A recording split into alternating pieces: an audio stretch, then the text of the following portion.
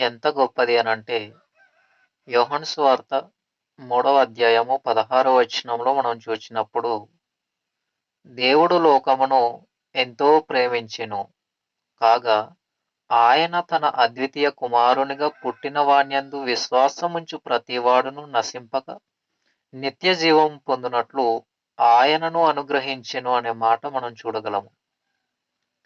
దేవుడు లోకమును ఎంతో ప్రేమించెను. ఎంతో అనగా, ఆ ఎంతో అనేటటువంటి పదానికి ఇంత, అంత అని కొలవటానికి అవకాశము లేదు. దేవుని ప్రేమను మనము కొలిసే అవకాశం లేదు.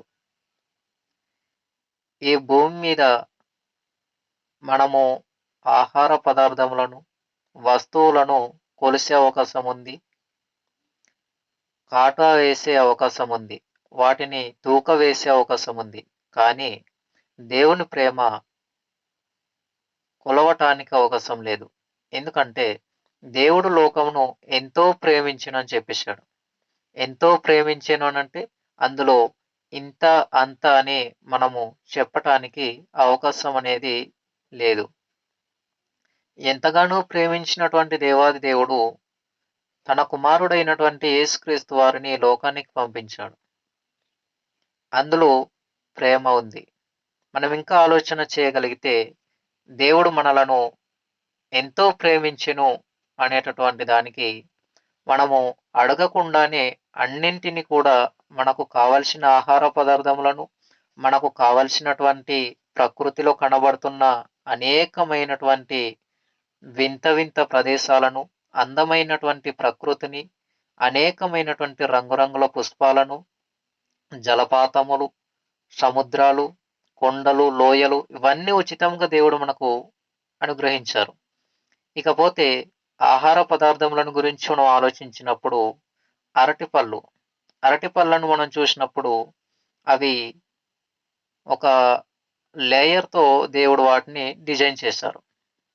లేయర్ లేకుండగా ఉంటే ఎక్కడ మానవుని యొక్క ఆరోగ్యం దెబ్బతింటుందోనని దేవుడు దానికి అందమైన లేయర్‌ని డిజైన్ చేసి పెట్టటం జరిగింది. లేయర్ లేకుండగా డైరెక్ట్ ఫలము ఉండగలిగితే, ఆ ఫలము తినినటువంటి మానవుని ఆరోగ్యం దెబ్బతింటుంది అని ఎరిగినటువంటి దేవుడు ఏం చేశాడంటే, దానికి అందమైన లేయర్‌తో డిజైన్ చేయటం అనేది జరిగింది. కాబట్టి ఇందులో కూడా దేవుని యొక్క ప్రేమ ఎంత గొప్పదో మనకు కనబడుతుంది. ప్రతి పదార్థాన్ని చూసినప్పుడు, ప్రతి ఫలమును చూసినప్పుడు మనకు అర్థం కావాలి. దేవుని ప్రేమ ఉన్నతమైనటువంటిగా ఉంది అనేటటువంటి సంగతి మనము జాగ్రత్తగా అర్థం చేసుకోవాలి.